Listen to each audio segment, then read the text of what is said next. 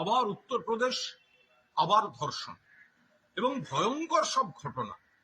অর্থাৎ সেই তরুণী ধর্ষিতা হয়ে বিচারের জন্য যাচ্ছেন পুলিশের কাছে, সেই পুলিশ তাকে ন্যায় বিচার দেওয়ার বদলে একাধিক পুলিশ কর্মী তাকে আটকে রেখে আবার ধর্ষণ করছেন। শুধু তাই নয়, তার কাছ থেকে ছিনিয়ে নেওয়া হচ্ছে টাকা, তার সঞ্চয়ের টাকা, তার স্বামীকে মারধর করা হচ্ছে। এই ভয়ঙ্কর ঘটনা আলিগড়, বুলন্দশহর। যখন সেই তরুণের উপর 4 যুবক, Uttar Pradesh, Yogi Adityanath, BJP, double engine সরকার, এগুলো মাথায় রাখবেন, বারবার একই ঘটনা।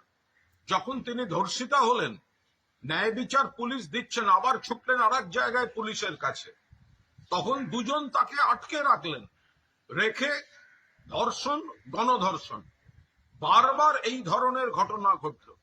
পরে সামনে আসার পর বিভাগীয় তদন্তের নির্দেশ দেওয়া হয়েছে বলে শোনা গেছে। এটা হচ্ছেটা কি?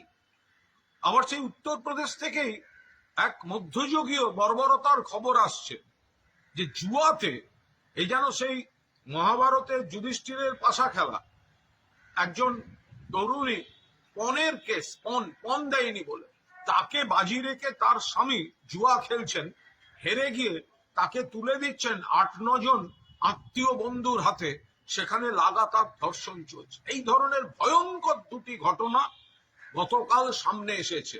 বিজেপির রাজত্বে মহিলাদের নিরাপত্তা নেই, মহিলাদের সম্মান নেই এবং ন্যায় বিচার নেই।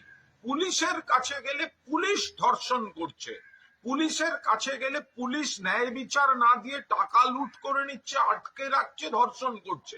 এই হচ্ছে বিজেপি, এই হচ্ছে ডবল ইঞ্জিন।